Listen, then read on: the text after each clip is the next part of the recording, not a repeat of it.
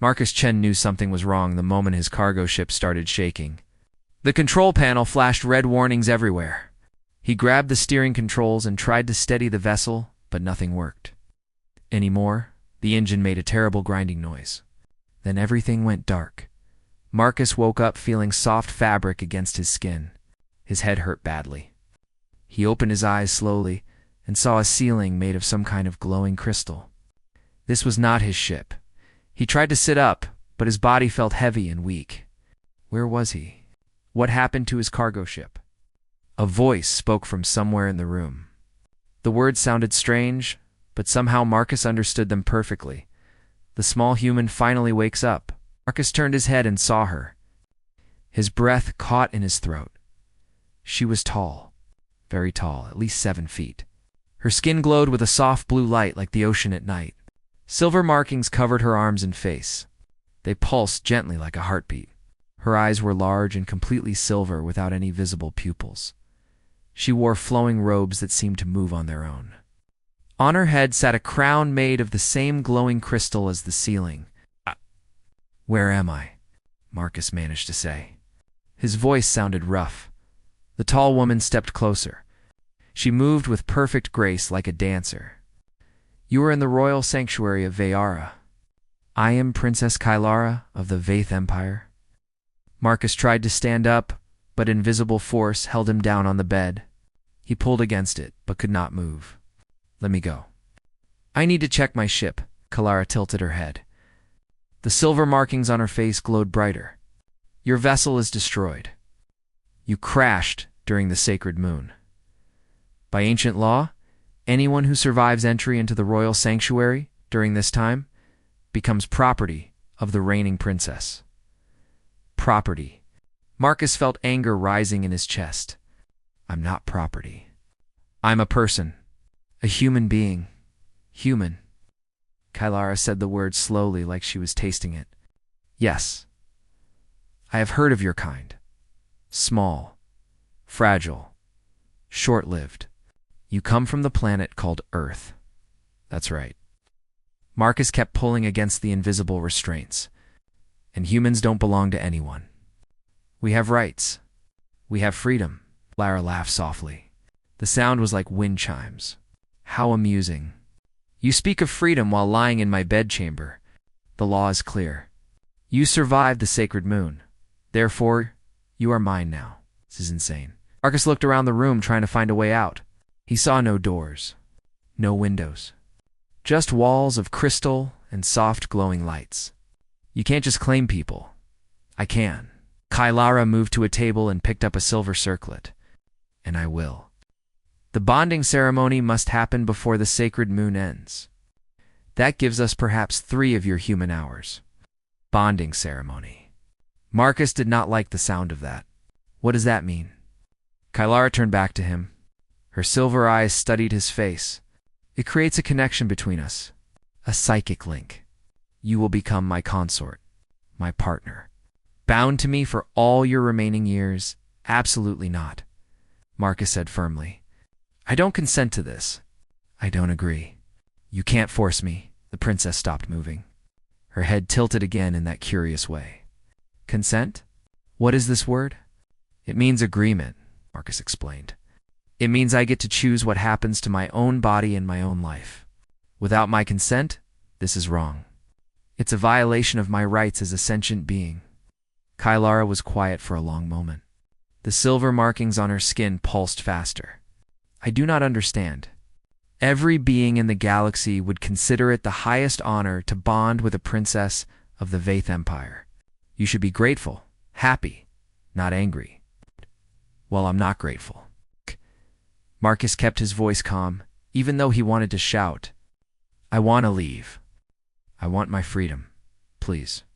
The princess set down the silver circlet. She moved closer to the bed and looked down at Marcus with those strange silver eyes. "You truly do not want this?" "No," Marcus said clearly. "I truly do not want this." "Fascinating." Kylara reached out one blue hand and touched Marcus's forehead. Her skin felt warm. The touch sent a strange tingling through his body. Humans are even more unusual than the records suggest. Before Marcus could respond, the wall suddenly opened. 3 figures rushed into the room. They wore armor made of dark metal and carried weapons that crackled with energy. Princess Kylara, one of them spoke urgently. Your sister has returned. Alada's entire body went rigid. The silver markings on her skin flashed bright, then dim. Solara. She was not due back from the conquest for another full cycle. She came early, my princess. The guard looked nervous. She heard about your claim on the human. She invokes her right to challenge, Kylara said softly. But Marcus heard fear in her voice.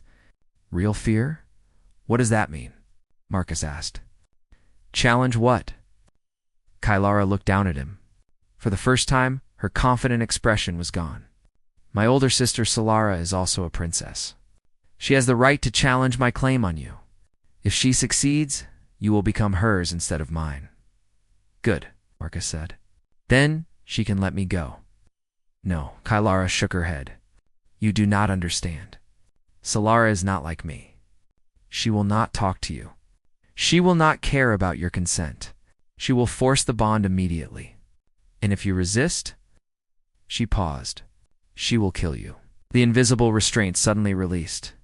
Marcus sat up quickly. He looked at Kylara, then at the guards, then back at Kylara. I have made a terrible mistake, Princess said quietly. I thought I had time to understand you, to explain things properly. Now time has run out. Heavy footsteps echoed from somewhere beyond the crystal walls. They were loud. Getting closer, Princess Solara approaches, the guard said. His voice shook slightly. She demands to see the human immediately, Kylaris. Silver eyes met Marcus's. Ow. In that moment, he saw something surprising in her alien face. Regret.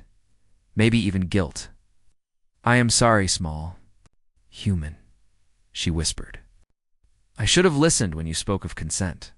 Now we both will pay the price for my arrogance. The footsteps stopped right outside. The crystal wall began to glow. Someone was coming. Someone who made even a princess afraid. Hesh. Part 2. Between 2 thrones, the crystal wall dissolved like water.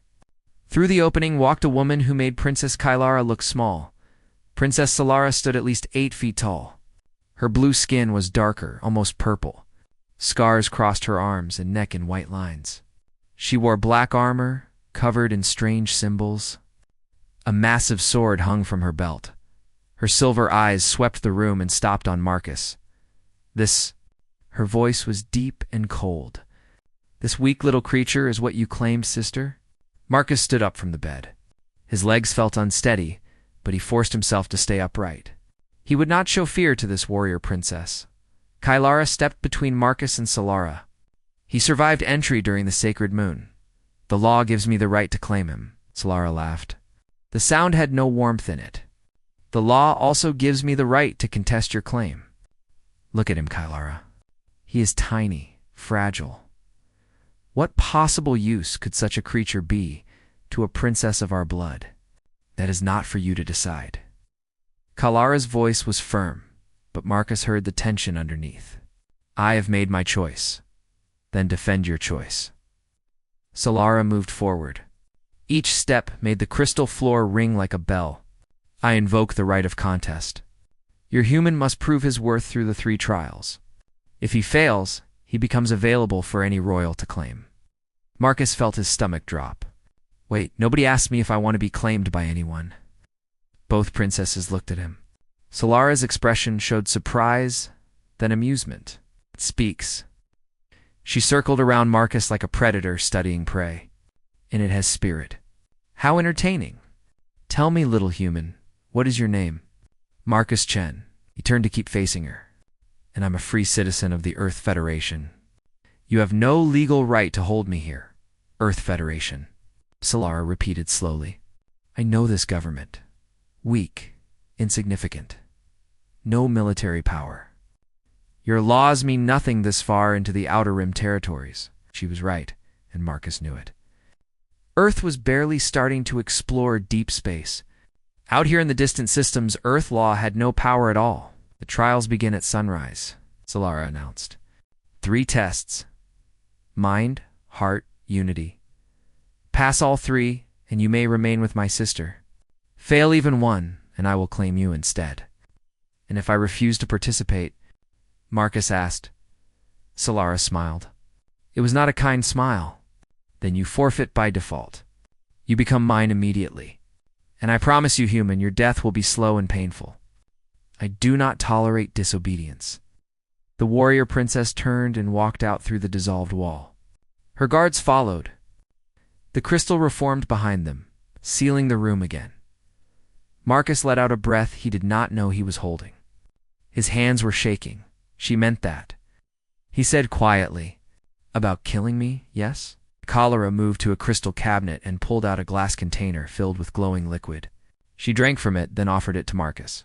She has killed 17 previous consorts, all who displeased her. Marcus took the container. The liquid tasted like honey and lightning. It made his head clear immediately. Then why does she want to claim me? Kylara sat down on a cushioned bench. She suddenly looked very tired. Because I want you. Solara has always competed with me. For status. For power. For everything. If I claim something, she must take it from me. I'm not a thing, Marcus said. But his anger was fading. He was starting to understand the situation better. You're trapped too, aren't you? The princess looked up at him. Surprise showed in her silver eyes. What do you mean? You didn't really want to claim me either. Marcus sat down on the bench beside her. You're following some ancient law you can't break, just like I'm stuck here following it too. Kylara was quiet for a long moment. Her silver markings pulsed slowly. You are perceptive for such a young species. Yes, I am bound by duty and tradition. All my life, I have done what was expected. What the laws require, even when I did not wish to, then help me. Marcus leaned forward. Tell me about these trials. How can I survive them? The first trial is the test of minds, Cholera explained. You must navigate a holographic maze. It was designed for Vaith, who can sense psychic energy and see in multiple dimensions. For a human with only basic senses, it should be impossible. Marcus caught the emphasis. But you think maybe I can do it? I do not know, Kylara admitted. Humans think differently than any species we have encountered. Perhaps that difference will help. Or perhaps it will doom you. What about the other trials? The test of hearts requires us to spend one full cycle sealed in these chambers together. We must prove emotional compatibility. If we cannot connect in that time, you fail. Marcus thought about that. And the third trial? The test of unity. Cholera's voice became quieter. We must fight together in the royal arena against combat drones. If we cannot coordinate and work as one, you will be injured or killed. Great. Marcus rubbed his face with both hands. So I need to solve an impossible maze. Become emotionally compatible with an alien princess I just met, and fight killer robots. All while your sister tries to sabotage everything. Yes, Kylara said simply. That is correct. They sat in silence. Marcus tried to think of a plan, but his mind felt blank. This was impossible. He was a cargo pilot. He delivered supplies. He was not a warrior or a genius or anything special. Why did you really delay the bonding? Marcus asked suddenly. You had 3 hours. You could have forced it immediately. Ella turned to look at him fully. Because you said no. You spoke of consent, of choice. These concepts are not part of Vaith culture. But when you said them, something inside me responded, a feeling I do not have words for. Doubt? Marcus suggested. Uncertainty about whether forcing someone is right. Perhaps. The princess stood and moved to the crystal wall. She touched it, and the surface became transparent, showing a view of the moon's surface. 2 suns were starting to rise over the horizon. The trials begin soon. You should rest. I can't sleep. Marcus joined her at the window. I'm too worried about dying tomorrow. That is reasonable, Kylara said. Then she did something unexpected. She smiled. A real smile. Small, but genuine. You are very different from other beings I have met, Marcus Chen. Yeah, well, you're pretty different yourself, Princess Kylara. They stood together, watching the twin suns rise. Marcus knew tomorrow would likely be the worst day of his life. But standing here with this alien princess who was also trapped by circumstances beyond her control made him feel slightly less alone. The sunrise was beautiful. The light painted the barren moon's surface in shades of gold and purple. Marcus hoped he would live long enough to see another one. Part 4. The Consort's Gambit. The crystal door opened exactly 26 hours after it had sealed. Guards stood outside waiting. Their expressions were neutral, but Marcus could sense tension in the air. He and Kylara were escorted to separate chambers. The Royal Council would interview them each alone, compare their answers, determine if genuine connection existed. Marcus sat in a small room made of clear crystal. The 5 council members appeared as holographic projections surrounding him. Human Marcus Chen. The head council member spoke. Her voice sounded ancient. Tell us Princess Kylara's greatest fear. Marcus took a breath. She fears becoming invisible. Not physically, but as a person. She fears living her entire life fulfilling duty and protocol without ever being seen for who she truly is. The council members looked at each other. One made notes on a holographic tablet. What is her deepest regret? Another council member asked. The 7 consorts who died during forced bonding attempts. Marcus answered. She carries guilt for their deaths. She blames herself even though she was following the law and tradition. More notes. More exchanged glances. If Princess Kylara could change one thing about her life, what would it be? Marcus thought about the story she had told. She would choose her own path. Maybe run a bakery in a small village. Live as a common person, free from royal expectations. The questions continued for an hour, each one probing deeper, testing whether Marcus truly understood the princess or simply memorized facts about her. Finally, they stopped.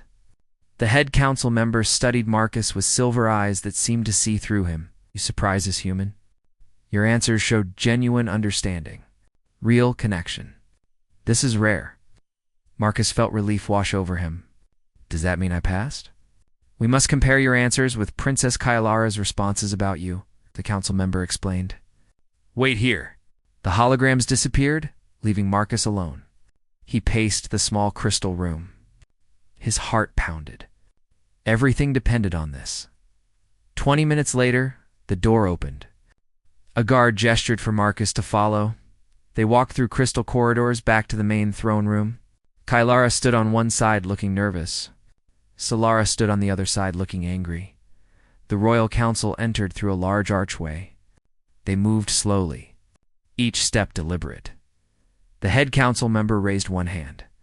We have reviewed the answers from both Princess Kylara and Human Marcus Chen.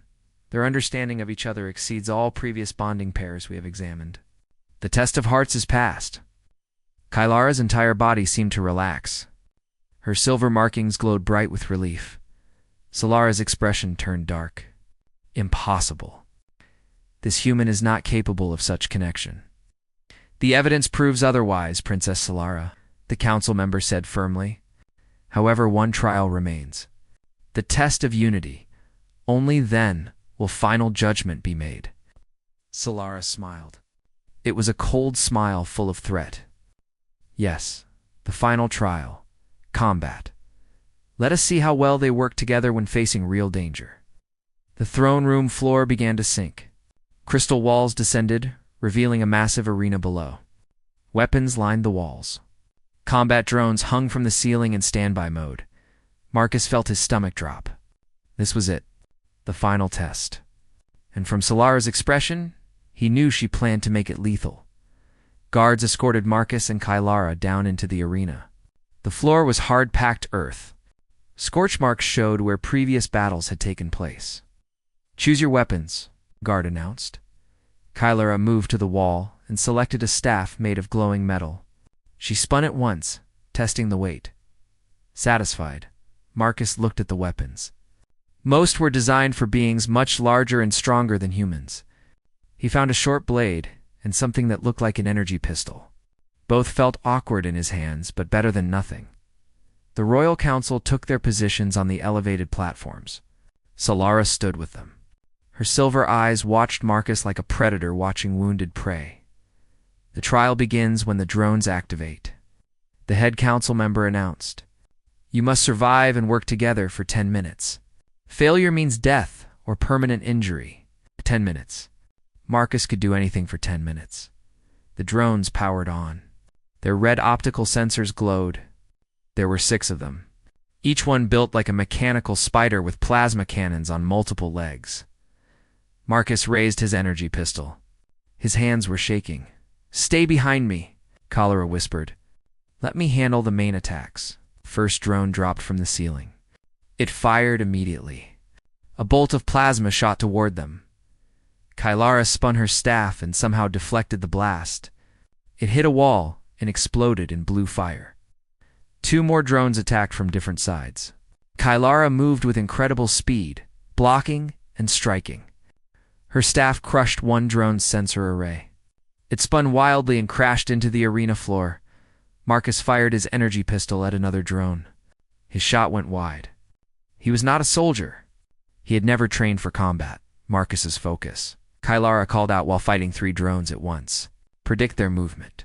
Humans excel at pattern recognition. Marcus stopped trying to aim at the drones. Instead, he watched their flight paths. They circled before attacking. Always the same pattern. Circle, drop, fire. He waited. When the next drone began its circle, Marcus aimed at where it would be, not where it was. He pulled the trigger. The blast hit the drone perfectly. It exploded in a shower of sparks. Good. Kylara sounded pleased even while fighting. Keep doing that. They fell into a rhythm. Kylara handled close combat with her staff. Marcus took shots at drones from a distance. Each time, his aim got better. 5 minutes passed. 4 drones destroyed. 2 remaining. Then Marcus noticed something wrong. The remaining drones were glowing brighter. Getting hotter. Kylara, they're overcharging. That's not part of the normal trial. She looked up. Her silver eyes went wide. She changed the settings. The drones began firing continuously. Plasma bolts filled the arena. Marcus and Kylara dove for cover behind a stone barrier. "We cannot survive this," Kylara said. Her voice showed fear. "They will overheat and explode. The blast will kill us both." Marcus looked at the drones, then at Kylara, then at the council watching from above. He made a decision. Marcus stood up and ran straight at the nearest overcharged drone. Every instinct screamed at him to run away, but he ignored them. "Marcus, no." Kylara shouted. He fired his energy pistol directly at the drone's power core. At this close range, he could not miss. The core ruptured. The drone began to explode. Marcus grabbed it with both hands and threw it toward the second overcharged drone. He used every bit of strength he had. The explosion happened in midair between both drones. The blast wave knocked Marcus backwards. He flew through the air and hit the ground hard. Everything went dark. When Marcus opened his eyes, he saw Kylara's face above him. Her silver markings were pulsing rapidly. She was saying something, but he could not hear properly. Then pain hit him, burning pain across his chest and arms. He looked down and saw burns. "Bad ones. Stay awake." Kylara's voice finally reached him. "Stay with me, Marcus." Tried to answer, but his body would not cooperate. The world was fading. Kylara placed both hands on his chest. Her silver markings began to glow brighter, brighter, until the light was almost blinding. Marcus felt warmth flowing from her hands into his body. Not just warmth, something more. A connection forming between their minds. Images flashed through his consciousness. Kylara's memories, her emotions, her genuine fear of losing him. In that moment, the partial bond formed. Not intentionally, not through ceremony, but through desperate need and genuine care. Silver markings began appearing on Marcus's skin. Faint at first, then growing stronger. His body started healing at an impossible rate. The council members all stood up in shock. "The bond," one of them whispered. A spontaneous partial bond. Kylara pulled her hands back. She looked exhausted. Marcus felt stronger, but strange. Like part of himself now existed in two places at once. "What did you do?" he asked weakly. "I saved your life," Kylara said. "But I have doomed you in another way. The partial bond is unstable. You must complete the full bonding ceremony within 3 days, or your body will reject the connection. You will die." Marcus looked at the silver markings now visible on his arms. "So I have to choose. Complete the bond and stay here forever. Or refuse and die anyway. I am sorry," Kylara whispered. Tears formed in her silver eyes. "I have forced upon you the very thing I tried to prevent." Above them, Solara was shouting at the council, demanding that Marcus be disqualified for the rule violation. But the head council member held up one hand. The formation of a spontaneous bond proves beyond doubt that genuine compatibility exists, something we have not seen in 1,000 years. Princess Kylara and human Marcus Chen passed the test of unity. They had one. They had passed all 3 trials, but Marcus was not sure if winning felt like victory anymore. Part 5. The bonding choice. Marcus spent the next day in medical chambers. Faith healers examined the silver markings spreading across his skin. They whispered to each other in concerned tones. The partial bond was unstable. Every hour, Marcus felt worse. Headaches, nausea, difficulty breathing. His human body was rejecting the alien psychic connection. Kylara visited him constantly. She sat by his bed with guilt written across her face. "You should rest," Marcus told her during one visit. "You look exhausted." "How can I rest?" Kylara's voice was filled with pain. "I have done to you exactly what I feared most. Forced a bond, stolen your choice. I am no better than Solara. That's not true." Marcus reached out and took her hand. Her blue skin felt warm against his. "You saved my life. The bond happened because you cared, not because you wanted to control me. The result is the same," she said quietly. "You must choose now. Complete the bond and remain here forever as my consort, or refuse and die within 2 days." Before Marcus could respond, the crystal door opened. Princess Solara walked in. She was alone. No guards. No weapons. She looked at Marcus with an expression he could not read. "I wish to speak with the human. Privately." Kylara stood up immediately. "Absolutely not. I do not trust you, sister. I invoke council protection," Solara said. "I will not harm him. I simply wish to talk." After a long moment, Kylara nodded. She squeezed Marcus's hand once, then left the chamber. Solara moved closer to the medical bed. She studied the silver markings on Marcus's skin. "You impressed me, human," she said finally. "That is rare. Thanks, I think." Marcus tried to sit up, but his body was too weak. "Why are you here?" "To offer you an alternative." Solara crossed her arms. "Bond with me instead of my sister. I have access to the Empire's greatest scientists. They can reverse the process. Remove the bond completely. Send you back to your precious Earth. Free." Marcus stared at her. "You're lying, I am not." Solara's silver eyes showed surprising honesty. "I orchestrated your crash landing. I knew about the sacred moon law. I planned for Kylara to claim you and fail the trials. It would have disgraced her. Removed her from succession. But I didn't fail," Marcus said. "I passed all 3 trials." "Yes." Solara actually smiled slightly. "You did. Your survival instincts and adaptability surprised me. But more importantly, your genuine connection with my sister surprised me even more. I don't understand." Marcus's head hurt trying to follow this conversation. "If you wanted me to fail, why are you offering to help me now?" Solara moved to the window. She looked out at the twin suns. "Because I realized something watching you two in the arena. Kylara has never shown that level of desperation to save anyone. She has never formed a spontaneous bond. In 500 years of life, she has never truly cared about another being until you. So perhaps I was wrong about her weakness." Solara turned back. "Perhaps caring is not weakness at all. Perhaps it is a different kind of strength." Marcus processed this. You're her sister. You could just tell her that instead of trying to take me away from her, we do not have that kind of relationship, Solara said flatly. We compete. We challenge. We do not share feelings. But I can offer you freedom. Real freedom. Isn't that what you wanted from the beginning? She was right. Freedom was all Marcus had wanted. To go home, to return to his ship, to his simple life delivering cargo, except that life had not made him happy either. I need time to think, Marcus said. You have one day before the bond becomes critical. Solara moved toward the door. Choose wisely, human. Not all second chances come twice. She left. The crystal door sealed behind her. Marcus lay in the medical bed, thinking about everything. About Earth. About Kylara. About freedom and choice and what they really meant. Hours passed. The twin suns set. Night came. Kylara returned and sat beside his bed. She did not speak. Simply held his hand. Tell me honestly. Marcus finally broke the silence. What happens if I complete the bond?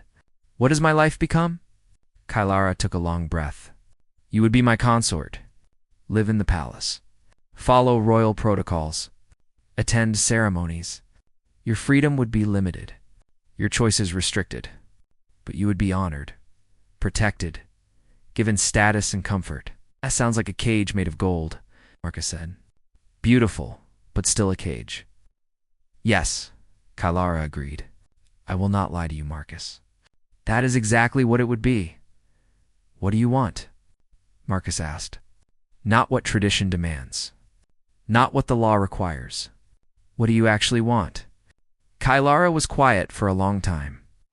When she spoke, her voice was barely a whisper. I want you to choose freely. Whatever that choice may be. Even if it means you choose to leave. Even if it means I lose you. I want you to have the choice I never had. Marcus felt something shift inside him. Not the bond. Something deeper. He sat up despite the pain. He looked Kylara directly in her silver eyes. I want to negotiate. Negotiate. Kylara seemed confused. Negotiate what? The terms of the bond, Marcus said firmly. If I'm going to do this, it will not be on traditional terms. We do this as equals. As partners, not as princess and consort. Not as owner and property. The council will never agree to that, Kylara said. But Marcus saw hope lighting up her face, and we make them agree. Marcus felt strength returning to his body. Determination, pushing back the weakness. You said yourself that a spontaneous bond hasn't happened in 1,000 years. That makes us unique. Valuable. We have leverage. What are you suggesting? Marcus leaned forward. We complete the bond, but we write our own contract. I want freedom to travel, to visit Earth, to maintain my own identity. And I want you to have those same freedoms. No more living only for duty. We both choose this, together. Kylara's silver markings began glowing brighter. You would truly accept the bond? Stay here with me. I've been thinking about what you said, Marcus explained. About living in a small village, choosing your own path. What if we did that together? Use our positions to change things.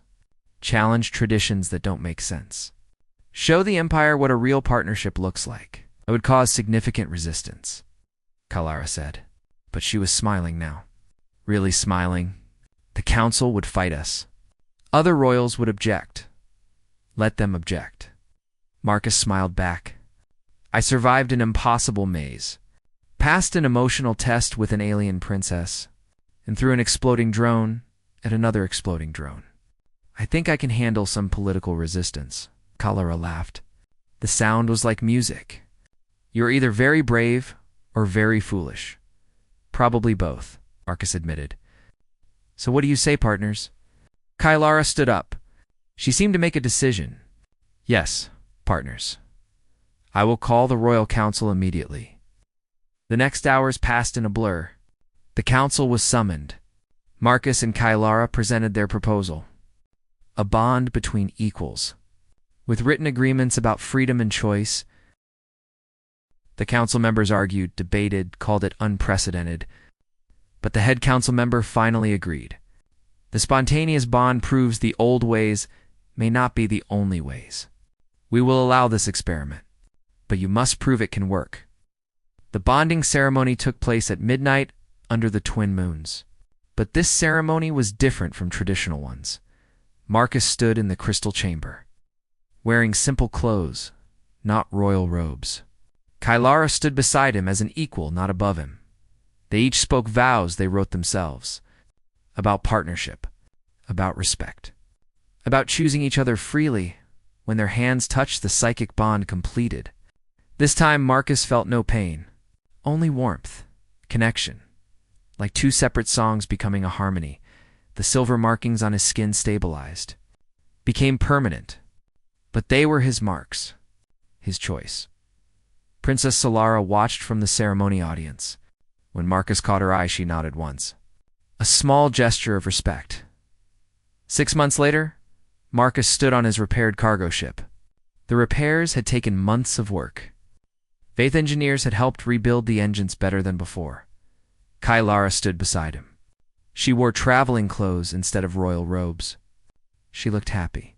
Truly happy. Are you sure about this? Marcus asked, leaving the palace.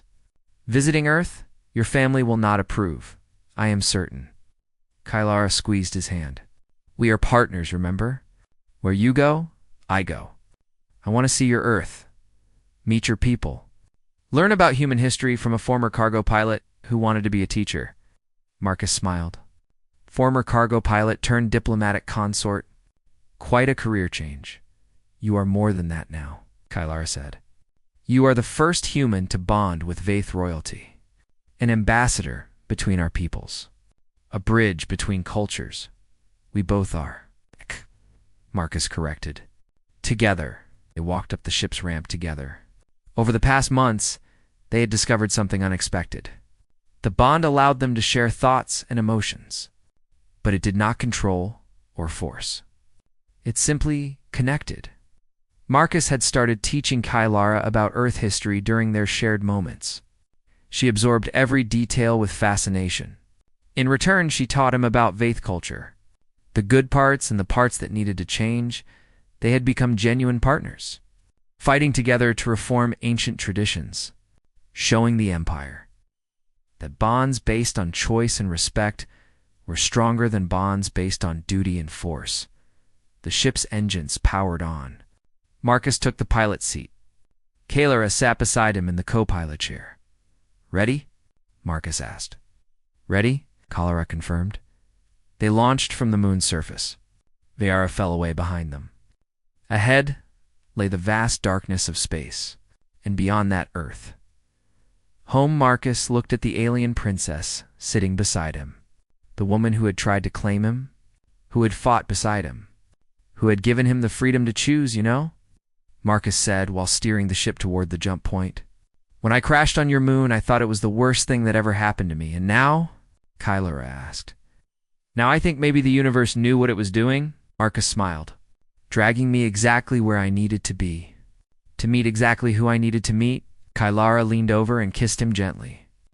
The universe is wise, but not as wise as a human who taught an alien princess about consent, about choice, about being partners instead of owner and property. They jumped too faster than light travel. The stars stretched into lines of light.